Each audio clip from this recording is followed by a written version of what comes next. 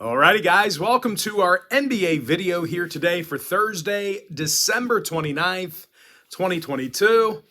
And I'll tell you what, if you really like these videos, please feel free to show your appreciation by, I don't know, I'm kind of embarrassed to say this, but please feel free to show your appreciation by signing up for a membership on my website. I'll include a link for my site in the description section below. We got really inexpensive packages there, guys. And it is because of your generosity on that site over the years that I do have the opportunity and the time to dedicate to this each and every day. As you guys remember, a few years back, I couldn't upload every day because I was working a normal 9 to 5. So just a reminder, guys, your patronage is important. It's the lifeblood of my business. It's the heartbeat. I don't take it for granted. It's the only reason I'm able to give you content day in and day out, every single day. Guys, I worked every single day, on this business. I worked every single day on my honeymoon back in 2019. I'm dedicated to this stuff, but when it comes to the monetary side of things, if it doesn't warrant my time, I've got to look elsewhere, and that means far less videos. So please, I'm not too proud to beg. Please consider contributing to that site. It's for the greater good. It's for everybody. It's going to be best for everybody if we do a little bit better on this site. As you guys know, like I said, I'm definitely not too proud to beg. You guys are the reason why I'm here, and I want you to continue to be the reason why I'm here as well. And with that, guys, let's go ahead and get started. We're going to take a look at the Cavaliers at the Pacers, 7 o'clock East. Cleveland's minus 5.5, totals 226 and a hook. And as good as the Cavaliers have been, they do play their worst basketball on the road. These guys have a 400 win percentage while traveling. They're also scoring just 107 points a night on the road this year. That puts them in the bottom 5 in the league in that category. They're facing a Pacer team who covered in 5 out of their last 7. And even though Tyrese Halliburton's a little banged up, they do have some guys who can shoot the basketball, some other guys. Buddy Hield's making 41% of his three-pointers. He's also second on the team in scoring. Meanwhile, Miles Turner's drilling over 40% of his shots from beyond the arc himself. When it comes to defensive play, oddly enough, the Pacers are allowing fewer second-quarter points at home than most teams in the East. Now, injury-wise, once again, Halliburton's questionable. Tice and Brown are still out. Meanwhile, for Cleveland, Lopez is questionable. Wade is out. When it comes to the total, the Cavs are 60% to the under in their travels. Meanwhile, 4 out of Indy's last 5 stayed under the total themselves. I'm going to lean toward Indiana plus 5.5, under 226 and a hook. Next game, it is going to be Thunder Hornets, 7 o'clock Eastern start time. Charlotte's the 1-point favorite, totals 239. And even though Charlotte's the slight favorite, this line could flip by game time toward the Thunder. It's been moving all morning. We saw, Charlotte catching 1.5 points, laying 2 points. This number's all over the place, so by the time you're watching this video, it's probably going to be different. But anyway, we're looking at an Oklahoma City team who got the W in 4 out of their last 5. They're also in the top 10 in the league in scoring. Shai Gilgeous-Alexander, he averages 31.5 points a game. He's 4th in the NBA in scoring right now. Meanwhile, Josh Giddey's averaging 14 points a game himself, along with 8 boards. Now, they're facing a Charlotte team who lost 8 out of their last 10. And they're tied with Detroit for the fewest wins in the NBA. And no real surprise here, guys. The Hornets are the worst shooting team in the game. They're actually dead last in field goal percentage. And they currently have the lowest three-point percentage in the league. Now, injury-wise, Smith and Oubre are questionable. Richards is out. Meanwhile, for Oklahoma City, Deng, Robinson Earl, and Pokusevski, they are out for them. When it comes to the total, Oklahoma City saw unders against the likes of Memphis, Minnesota, and Miami. Meanwhile, Charlotte's 10-5 to the under in the Spectrum Center. I'm going to lean toward Oklahoma City plus 1, under 239. Next ball game, Clippers, Celtics, 7:30 p.m. East. Boston's -6, totals 227. And even though Boston has been great this year, they have had their issues covering. They're 3-6 against the spread in their last 9. And they played some pretty lackluster defense at times. These guys are currently in the bottom 10 in defensive rebounding. They also have one of the higher defensive field goal percentages at home in the East. Now they're facing a Clipper team who went 8-2 against the spread in their last 10. These guys also play some exceptionally tough defense. They're allowing just 108 points a night. They have a lower defensive field goal percentage than any other team in the league except for one. Now, offensively, Paul George, he's averaging over 23.5 points a game, along with 6 boards. Meanwhile, Luke Kennard, he's drilling over 47% of his three-pointers. Now, injury-wise, the Clippers are relatively healthy. Meanwhile, for Boston, Gallinari's still out. Pritchard is questionable. When it comes to the total, Boston has gone 14-5 to the over in the Garden. Meanwhile, LA's gone 12-6 to the over on the road. I'm going to lean toward the Clippers +6 over 227. Next game, Grizzlies, Raptors, 7:30 p.m. East. Memphis is -3, totals 227.5. And even though the Grizzlies stink on the road, I do think they should cover in this spot. They're leading the NBA in offensive rebounding. They're one of the highest scoring teams in the West. John Morant's averaging over 27 points a night, along with 6 rebounds, 7 assists.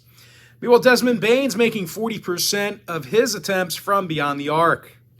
When it comes to defensive play, the Grizzlies actually have the lowest defensive field goal percentage in the league. They're facing a banged-up Toronto squad who already doesn't shoot well. These guys are in the bottom 5 in offensive field goal percentage. They also have a lower three-point percentage than any other team in the league except for Charlotte. Now, injury-wise, Van Fleet, Achua, and Koloko are questionable. Porter's still out. Meanwhile, for Memphis, Danny Green's out with a knee. When it comes to the total in this one, Memphis went 70% to the under in their last 10. Meanwhile, Toronto saw unders against the likes of Philadelphia and Orlando. I'm going to lean toward Memphis -3, under 227.5. Next game, Knicks, Spurs, 8 o'clock Eastern start time. New York's the 4.5-point favorite, totals 226. Despite the Knicks' recent struggles, they do play their best basketball on the road. They've got double-digit wins while traveling, and they're covering in 71% of those road games.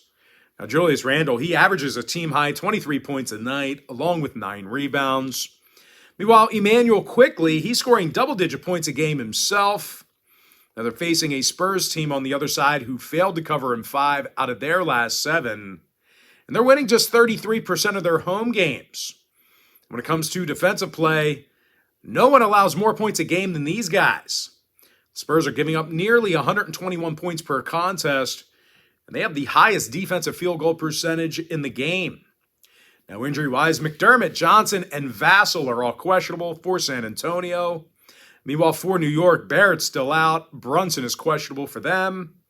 And when it comes to the total, San Antonio did see 8 out of their last 9 get over the line. Meanwhile, New York saw their last 5 straight get over the total themselves. I'm going to lean toward the Knicks, -4.5, over 226.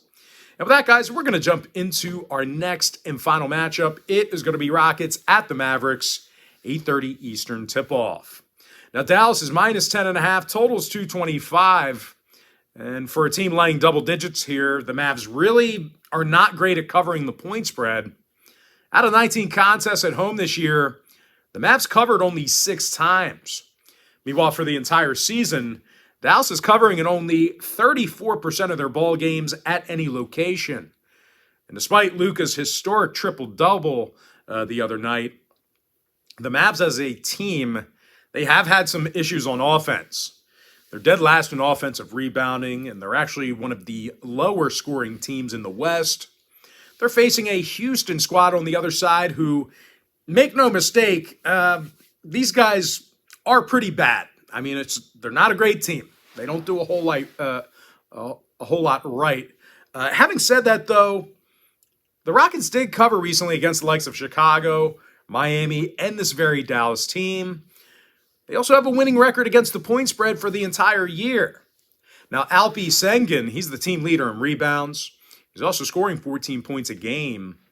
Meanwhile, speaking of points, Jalen Green, he's averaging a team-high 21 points a night, along with 4 boards. And speaking of rebounds, the Rockets are one of the better rebounding teams in the game. These guys are in the top 5 in offensive boards, top 3 in defensive boards on the road. When it comes to the injury report, Tate is out for Houston. Meanwhile, for Dallas, Finney-Smith and Kleba are still out. Reggie Bullock is questionable. Now, when it comes to the total, 5 out of Dallas's last 8 did stay under the line. Meanwhile, Houston went 60% to the under in their last 10. I'm going to lean toward the Rockets, plus 10.5, under 225. And with that, guys, we're going to jump into our quick pick recap. I like the Pacers, plus 5.5, under 226 and a hook. Give me OKC, plus 1, under 239. LA Clippers, plus 6, over 227. And if you're watching this on TikTok right now, please feel free to give this video a like by smashing that heart button. And if you haven't done so already, please feel free to give me a follow. I'd love to connect with you on a daily basis. Give me Memphis, minus 3, under 227.5. I like New York, minus 4.5, over 226. With my next and final free pick, I'm going to lean toward Houston, plus 10.5, under 225. And with that, guys, that's going to do it for me. Don't forget to check me out on my website. Guys, if you do end up getting a membership here today on patreon.com/BrockPage, you are going to get access to that membership for the next 30 days.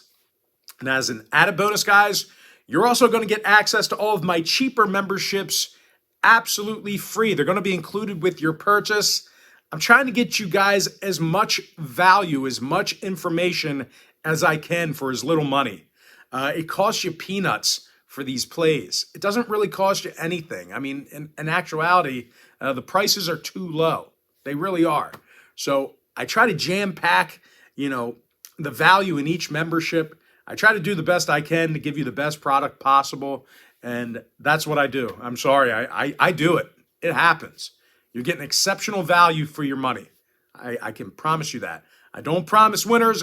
I can't control what the players do, but I can give you value. That's for sure. And I can give you effort. And I've done that year after year after year. And I need support. I need support. It's the only way we're going to, we're going to be able to keep doing this. But most importantly, guys, I do have to thank you for joining me right here on YouTube.